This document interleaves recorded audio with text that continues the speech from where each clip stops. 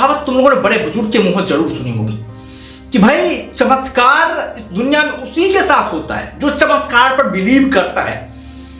जो चमत्कार पर बिलीव ही नहीं करता है उसके लाइफ में कभी चमत्कार होता भी नहीं है। और इसका एग्जाम्पल है अभी इस समय यदि पूरे दुनिया की बात करें, पूरे दुनिया में 2% ऐसे लोग हैं जिनके पास पूरी दुनिया के 98% दौलत है, जबकि 98% लोग 2% दौलत के लिए दिन रात झगड़ रहे हैं, लड़ रहे हैं, कट रहे हैं, मर रहे हैं। और वो 2% लोग ऐसे हैं जो पूरी दुनिया को अपनी शक्ति के दम पर कंट्रोल करते हैं, अपने अकॉर्डिंग इन लोगों को चलाते हैं, नचाते हैं, इनसे जो चाहते हैं वो करवाते हैं। आखिरकार ऐसा होता कैसे है? इस तरह के काम को ये लोग किस तरह से करवा पाते हैं, आज हम लोग इसके बारे में जानने की कोशिश करेंगे। जोसेफ मर्फी के द्वारा लिखी गई book life is a game and how to play it, book के कुछ महत्वपूर्ण ऐसे वाक्य हैं, कुछ ऐसे कहानी है जिसके माध्यम से हमसे बहुत ही आसानी से समझने की कोशिश करें कि भाई आखिरकार ऐसा क्यों होता है और ये लोग जो है इतनी आसानी से वैसा क्यों करवा पाते हैं जैसा वो लोग करवाना चाहते हैं। और लोग ये जो 98% लोग ये भेड़ चाल की तरह जो है वो ऐसा क्यों नहीं कर पाते हैं जो वो लोग चाहते हैं, वो लोग वैसा क्यों करते हैं जो दूसरा उनसे करवाना चाहता है।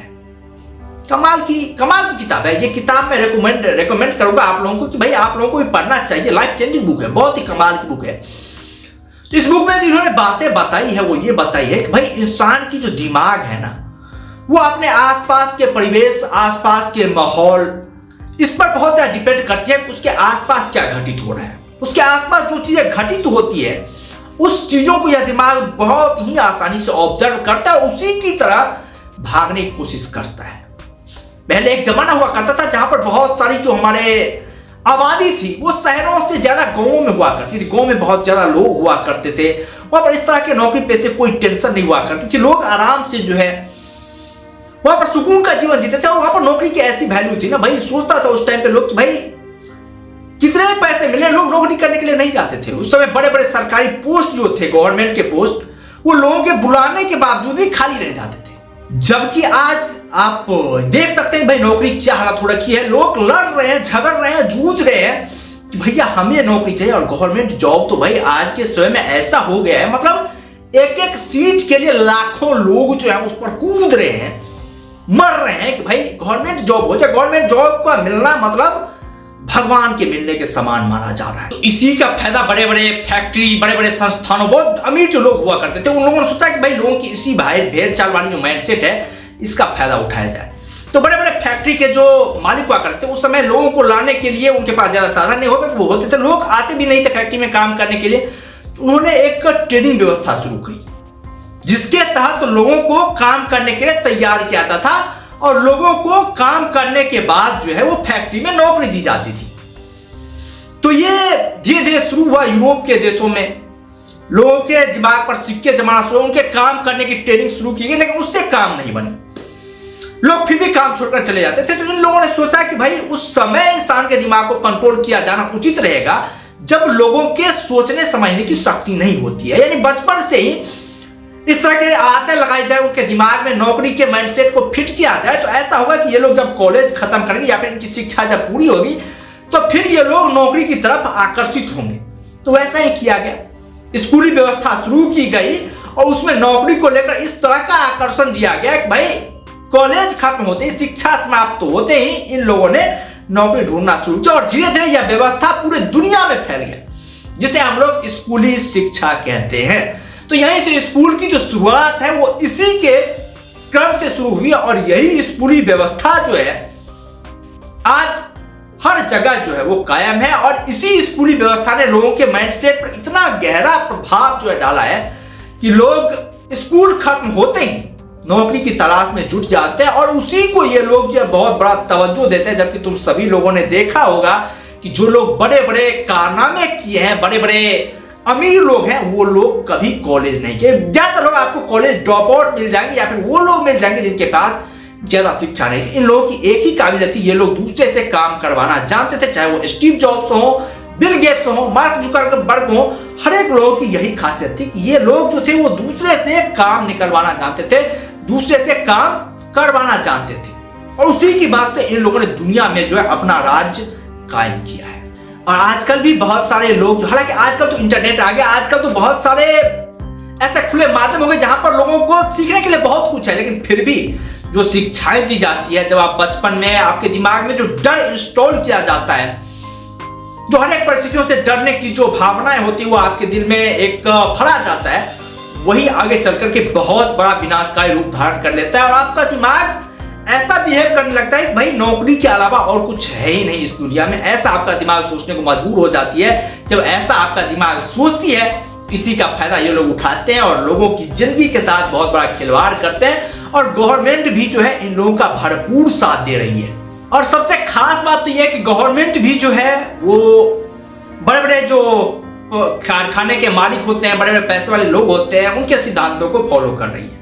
तो गवर्नमेंट को अच्छे से पता है कि भाई लोगों को किस तरह की शिक्षाएं दी जानी चाहिए, किस तरह से उनके दिमाग में स्वतंत्र सोच विकसित की जा सकती है, किस तरह की शिक्षाएं उनके दिमाग में होनी चाहिए। लेकिन गवर्नमेंट को भी भाई इतने सारे लोगों को गवर्नमेंट कैसे क्या करेगी। और जो लोग समझदार होते हैं वो तो समझ जाते ही है, वो लोग स्वतंत्र सोच ही लेते हैं। लेकिन जिन लोगों का माइंडसेट फोकस नहीं होता है वो लोग जो है इस दलदल में फंस करके अपनी जिंदगी तबाह कर लेते हैं। और गवर्नमेंट भी लोग जो निचले तबके के हैं, जो दबे कुछ लोग हैं, उन्हें ज्यादा अमीर नहीं बनाती है।